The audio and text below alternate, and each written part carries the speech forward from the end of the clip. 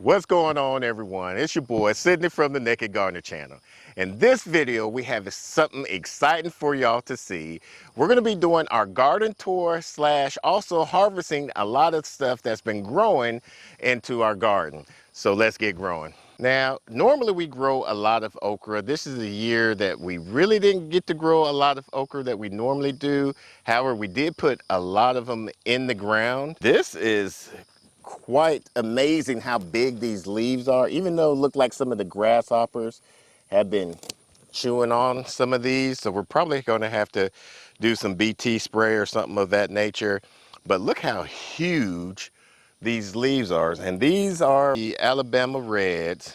And these leaves are, look how bigger, almost as big as my head, if not bigger. So, but we're going to probably just take a little precaution on this, start doing our weekly spray of the BT spray to kind of get these grasshoppers, maybe even some I think they might be even some of these Japanese beetles might be trying to chewing on some of these leaves.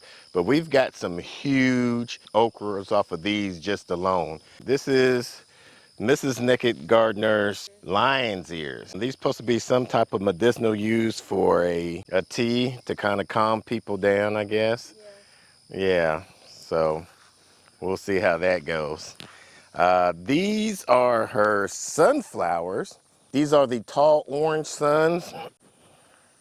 So these don't have any seeds. They're just for an aesthetic look. And then I think we're going to be getting a lot of heads off of these. This was the first one that grew. And I'm not sure what these were. These were also the lion's ears as well. They didn't grow as big as these, and those are basically at the same time. So if you were interested to seeing how we do the lion's ears, comment down below and let us know. This is jicama, and it looks like we got some baby ladybugs around here and some adult ladybugs, which is pretty cool. Last year we grew this, but I think we started out way too late into the game. But I think this is going to turn out be very well. Luckily, we started this out last year to kind of figure out how it grows. And now that we knew from this year that how viney it was, we were very well prepared for that. Some of these flowers I've rescued from the plant shelter. I saw these on sale. And I saw that they were very malnutrition and just wasn't watered correctly, so I had to rescue these bad boys. We got two separate types of cone flowers.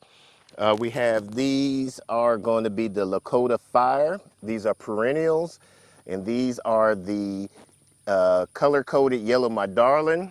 Once again, perennials. And then we have these different colors zinnias.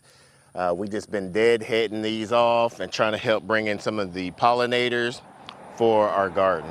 So here we have our Armenian long cucumbers, and we finally got one already starting to sprout, and we're just going to let it vine up this trellis right here, so that way it'll be able to have some airflow and stuff.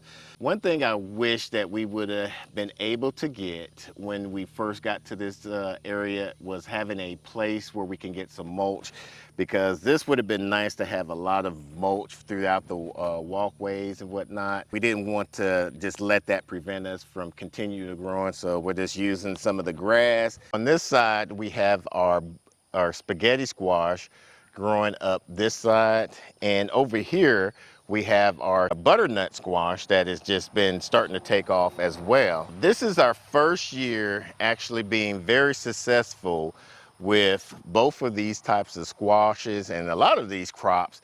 And I think a lot of that holds to the fact that at our old place, we had this huge white oak tree that kind of basically shadowed a lot of the plant. And you want your plants to have at least 6 hours of sunlight, or 8 hours is what you really want your plants to have, anywhere from there and more.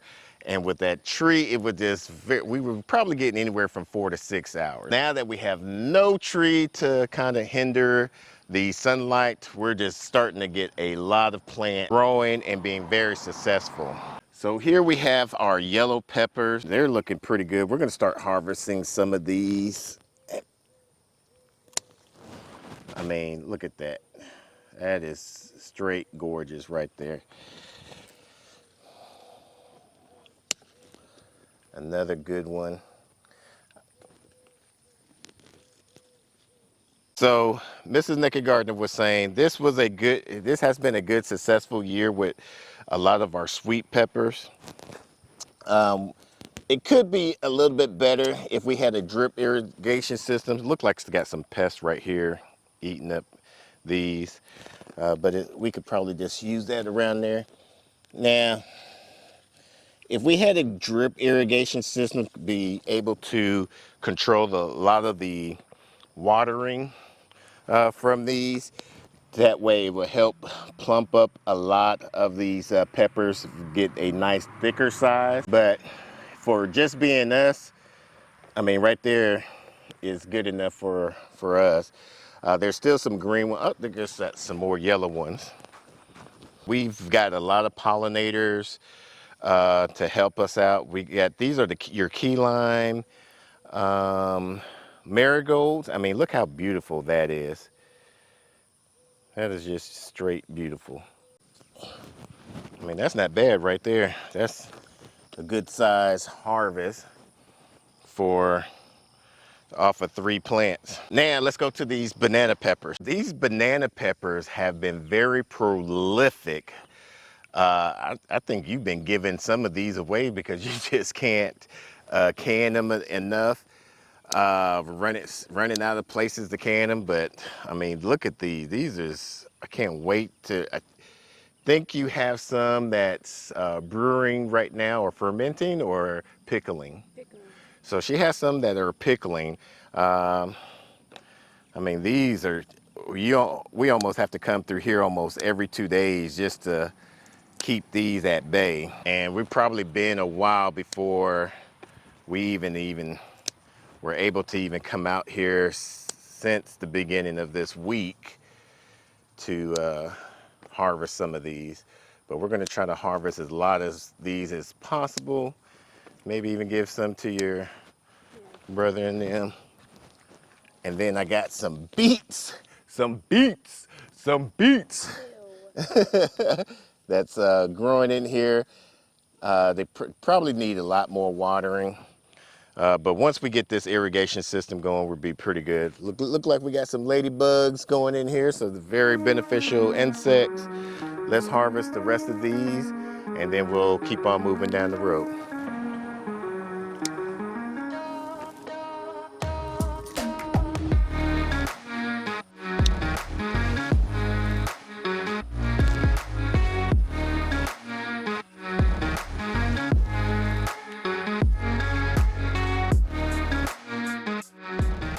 As most of y'all know, that I'm a big fan of Mrs. Naked Gardener's pesto.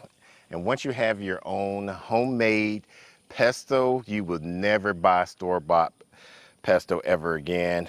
We kind of had these basils interplanted with our peppers, and some of these are about to go to flower, so we're just gonna top off the flower portion to kind of get it a little bit more bushier. We've been giving away this, freezing them. We might even try, what do you think about doing a dehydration of these, making their own powder? So you want to save some of these? Sure. All right, so we'll save some of these. If you're interested on how we're going to make some powder and would like us to do a video, comment down below. Here are the giant Marconi peppers, and we're very excited about these.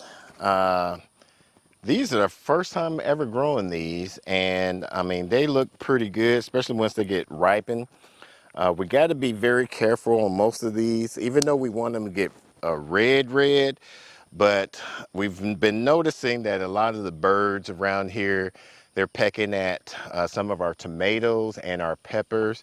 And they're just basically trying to get some of the water from these plants. So what we might have to do is probably put a water little bird bath out around here to kind of entice the birds to go after the bird bath instead of going after our plants. But we're gonna save some of these delicious looking Marconis, and this one looks like it's about to turn red. Yeah, look at that. And then of course we got Mrs. Naked Gardener's ground cherries, which I thought were our tomatillos. Some of these right here, I'll feed to the turkeys and to the chickens and just let them play at it. I just canned some ground cherry jelly. So Mrs. Naked Gardener says she canned some ground cherries, so we'll be interested to see how that turns out. I made a jelly out of it. Oh, made a jelly out of it, I'm sorry. Yeah. All right, let's go on to the next row, and that one is going to be quite interesting. We've grown this vegetable last year, and wait till you see how big it is right now. These are the zucchini rampicante. Zucchino rampicante. I don't know why they make crazy names like this. But anyway, once these plants are very young and tender, you can kind of use these as a zucchini. However, once you allow them to get this big, especially like this size, you can use these as a butternut squash. And so some of these that Mrs. Naked Gardener are going to allow to get real big, and she's going to try to make up some type of dish for that. But when they're young, they're sweet and tender, and very buttery. And one of our content creators slash followers, they gave us a recipe for a Parmesan squash of one of these, and it was to die for. Which one you want to use as a gift? We can do that one right there. This one? Yeah. All right. Woo. Because it's impressive. Yeah. This is one of our first successful years of growing cayenne, and as you can see, we got a lot of cayenne. These three up front are going to be the serranos. We're just going to harvest some of the cayenne pepper because Mrs. Naked Gardener wants to do a fermented hot sauce, some pepper flakes, and maybe some other dishes. If you think of any other dishes, comment down below, let us know. But we're just going to start harvesting a lot of these cayenne peppers. And when you harvest your fruit from your labor, it promotes to the plant that it needs to reproduce more flowers to get more plants. We might need to start getting another harvest bucket, huh?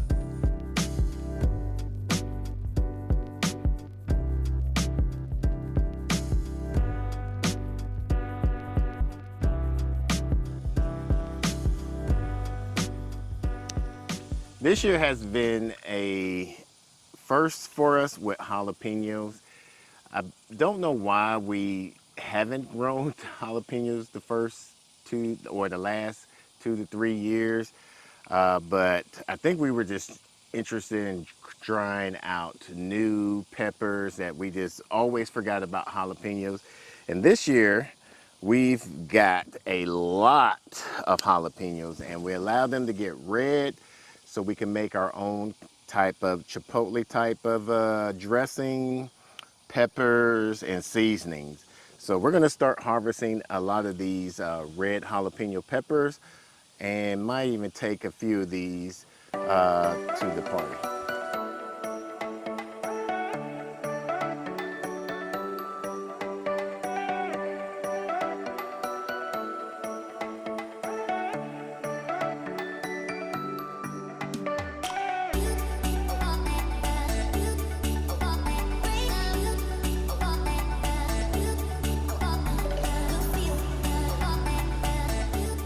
So this zucchini is a volunteer plant from one of our composts, and we decided to let it grow so that we can have more zucchini. I'm a big fan of zucchini. And so we're just going to clip it off here. Allow that spider to get off. That's a nice little size zucchini right there. This looks like a black beauty. So we're gonna keep that. And look like we got some more popping off here probably later on, which is good. And we don't know what that is. Some type of melon.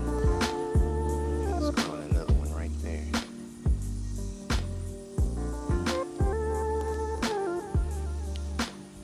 Here is one of the trellises that we've decided to put up, and on this side, not sure if what type of melon that is. It's a cantaloupe, wherever it may be. And then on this side, it looks like some type of coyote squash or whatever. We're gonna have to probably look at one of our old videos where we started the plants and kind of help us give an idea what type of plant this one is. Over here we have a lot of our watermelon that's just basically starting to boom and kind of grow off here. Got another watermelon right here. Ooh, it's a nice size. Got a watermelon going right there. Where? Right there. Oh, that little one. And then you got a little cute little ladybug. A lot of ladybugs. Another watermelon growing right here. I mean, so this is about to really take off. Not exactly sure. Do you even remember what you put right here? So these trellises are the Trellises of Mystery. We have no idea what's growing on these trellises. So we don't know. I think I'm gonna fix this trellis later on, and next month is gonna be our month to start our fall gardening, a lot of fall plants, and I wanna put my sugar snap peas on this trellis. So hopefully I can eat most of them before a lot of the birds eat them or Mrs. Naked Gardener to eat them. So here we have our no dig, no till bed, and our first garden tour on this property, I mentioned how this garden mix was just horrible. And what I've done to kind of fix this soil here is I added our own naked mix, and I dug out around it and put our naked mix inside of it and transplanted our plants. So that's how these are starting to come up a lot better. Once I start seeing these start to thrive a lot better, I started to dig around the other plants that we had transplanted previously and put more of our naked mix around there. And I start seeing these coming off, and especially these cucumbers. I mean, this is one of our first few years of growing ever cucumbers, and got a good nice little harvest off of these. This is I think this is a squash. Oh no, this is a zucchini. It's starting to come up with some fruit right here. We got some zucchini back here. We got some more cucumbers over here.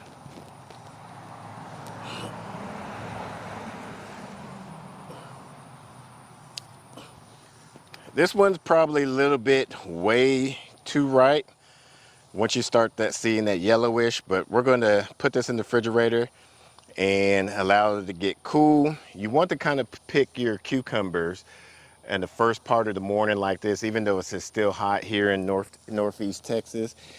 We got some more cucumbers. You got to watch these because they're like okra. If you allow them to go an extra day or so, they will get huge.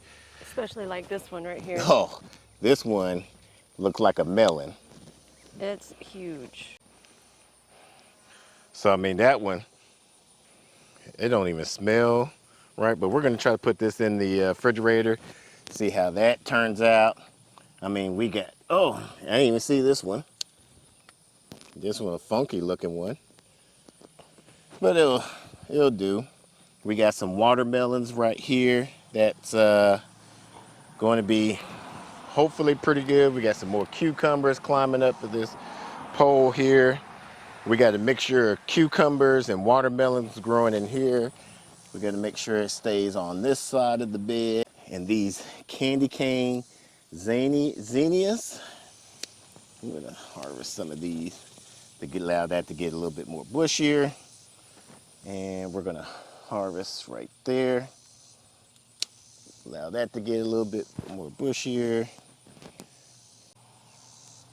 And right there. Now, there's something of these phlox, these superstar phlox. Come around this side, babe. Now, we grew these as knowing that they were going to be perennials, but something I didn't know that they had these like berry seeds or something like that. So I'm not sure if those are edible. If y'all know that these phlox give off some type of berries, that would be pretty interesting. We're gonna have to do some investigating about these, but they're very soft. Have you tasted one? I'm scared. Go ahead. No, I'm good. Just do it. No. Do it for the... No, I'm good. We have our Jerusalem artichokes right here, what we call the sunchokes. Now, last year, we fermented a lot of these and they were very good. I think I probably killed a jar in one day, maybe two, because they were so good. But these are a great alternative to potatoes. They're very high in fiber, and to cut down because of the high in fiber, if you ferment them, they won't hurt your gut as much, or gives you what they call farty chokes. In here, we have some ginger, and I just threw an extra okra in here. And it was a sickly okra. It was really just to give it a chance to live. Yeah, and with our naked mix, it's doing very well right now. It just started to come back. Yeah, so that's pretty good. And then over here, we have that's through your container. Yeah, it's we did the self-wicking tub here, and we got our okra. The onions didn't do too well in here, but the okra is starting to very thrive in here. These are the Alabama Reds. And man, oh man. Let me see that.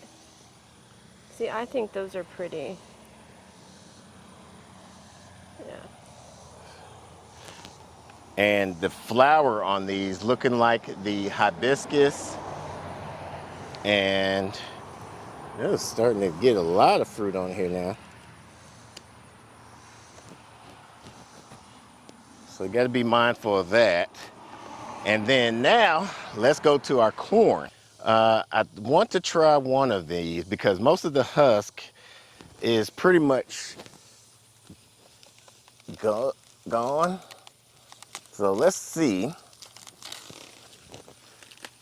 Gonna do our first test. First test of our corn. Feel like it's got somewhat good pollination on here. Once these husks starts to get dry, that's when you're supposed to allow it to. Ooh, that looks pretty good. And this was the white sweet corn. Ooh, got some moldy stuff at the top. We'll cut that off. Mm-hmm.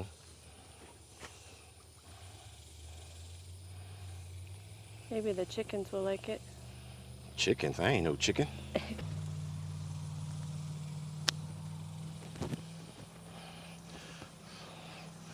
So, we got a nice kernel.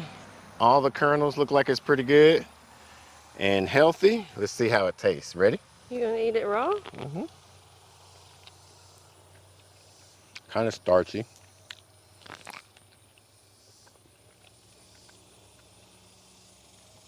Sweet.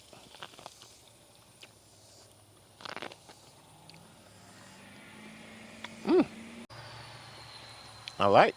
Here we have our shop area planters, container garden. We have some squash and some zucchini. We used to have a lot of clover right here to help bring in the pollinators. But since we kind of keep this low so that way the electric fence for the poultry netting doesn't short out, I had to add some zinnias out here in the front to help bring in some pollinators, because we noticed that once the fruit starts to fruit, and then if there's no pollinators, it'll look like a blossom end rock, which it's not, because I know we use calcium, magnesium, liquid fertilizer for these right here. And so now that we got these pollinators right here, we're starting to get back its fruit, especially like this zucchini right here, as you can see. So we just got to make sure that the pollinators will be able to use that. We got our curry plant that Mrs. Nicka Gardner had from last year. She chopped it down and it's just grown off of three new stems. And then we got the African blue disc daisy, which hasn't done anything yet, which I'm surprised about, but we'll see. And then these toothache plant basically have taken over this avocado planter right here. And this was a bay leaf plant that I rescued from the plant store that allowed Mrs. Nicka Gardner to have, and she's been very thankful for that since. We used to have this potting bench out in the front of the carport area, and we decided to move it out over here for it to, when we're doing any type of transplant, it allows the plant to get a slower transplant shock. Here, we've been noticing that each of the American persimmons tree seeds that we gathered from the tree back there, each one has now has some type of plant in there. 4 out of 5 have already sprouted. This one was a recently one that just sprouted up. So we're gonna just keep on keeping on with that one. We'll probably eventually pot this into a bigger size pot, maybe a six inch pot into the spring, and then we'll put it in a good size container pot. This is our planter ladder that we had on the other side of the barn here, of the shop. However, with the heat from the heat on the other side, given the direct sunlight, with the amount of water that we were giving it, it was just drying it out and harming the basil plants. And so we noticed now that it's been over here, it's been thriving a lot better. We got some of this peppermint starting to go to flower. Need to cut that off. We got some catmint that Sage loves to snack on. You can also use this as a tea. The savory, summer savory, we're not too sure what to use this for. I recently used it with some lamb. Oh, did you? Mm-hmm. Oh, okay. This one at the top just died out. We're just going to let that go. Hopefully these are perennials, so they'll continue to grow. Got some more basil that's going to flower. Need to harvest and get rid of a lot of that. But this seemed like it's been a very well spot for it. And that's a good thing about gardening, because all your mistakes, all your failures, you need to learn from them, and then you just adjust fire and put them where it needs to be, and you just learn from your mistakes. So, I mean, no one's ever gonna get it correct on your first time around. Even with us being able to be into the garden area for about now, 5 years, we're still learning. So just grow one plant, one seed, and see where that plant is going to thrive at, where it's not going to thrive at, and you can just learn from there. It's good to test the limitations of your plants. Yeah, we're using this as kind of our experiment to use to help people that are in apartment gardening. Sometimes people that are in apartments that have like a little small patio. So we're going to start showing you what things you can grow in apartment balcony area, especially like your oregano. If you don't have that much light, some of these plants doesn't require a lot of light, as long as it has some type of indirect light, like your oregano. We got these growing underneath this shaded area. This chocolate mint has just been taken over. I mean, we probably have to cut back on this already. I guess this chocolate mint has been loving this shaded area along with the heat. We got some onions and snuck some beets in here along with some beets on the back end. And then we got some rosemary. Rosemary are very drought tolerant. You don't have to water them as much, and they can thrive in shaded areas. So we have different types of rosemary plants growing through here because we use a lot of these rosemaries in our dishes. Over here we have some basil, some more onions. I snuck another beet in here, and then I propagated this marigold just to kind of help out, even though it's just onions and basil right now, just to see if the marigold will do very well in a shaded area. But we'll see. If you want to see other types of vegetables and plants that you could grow in a shaded area, comment down below, and we'll start doing videos of what you can plant for people that don't have the outdoor space to grow a big garden. This is the lavender plant. This is so far the longest that we've been able to keep a lavender plant alive. Lavenders and rosemary, growing them from seeds, are very finicky. I believe you have to do some type of certification with the seeds when growing it. So I've always gotten these from starts. I would like to start making some essential oils out of this lavender, maybe even making some soaps and different types of body creams that we do. So if you have a recipe for that, comment down below, let us know. This is Mrs. Naked Gardener's Texas Everbearing Figs, and they started out very small. We got these from the farmers market here in locally in Paris, Texas, and these were very small. I think they started out to be around about this tall, and we got them for about $15 a piece, and they look like they're starting to do very well. I wish this would stay up more upright, but I think we're getting a lot of wind from this way. We might have to secure these a lot better. But Mrs. Naked Gardener is definitely excited about getting some figs. We might even start putting these more out into the garden area, the kitchen garden area, to get more sunlight. Now we're surprised that our nasturtium are still thriving with this heat index that we're having, and we're about to even get a little bit hotter the upcoming week. But these eggplants, oh, cicada. These eggplants are starting to do a second wave of fruit off of here. You did some chips earlier off of these, and they were pretty good. So we might have to start doing another things of, I mean, look at these. These look pretty good. Those are straight beautiful. So as you can see, we got a lot of stuff growing that we're not used to from our original homestead learning classroom there, and we just have so much more to go from here. This is something that we wasn't expecting to have due to the timing that we moved to this homestead. So next year we're going to be very excited to see what the future holds for us for our spring garden, and we'll be a lot more prepared for what's going on and what we're going to be growing. So if you like these types of videos, make sure you give us a thumbs up. It really helps our channel. And if you want to see more of these and you're new to our channel, would like to join our family, make sure you hit that subscribe button. Until the next video, let's grow together.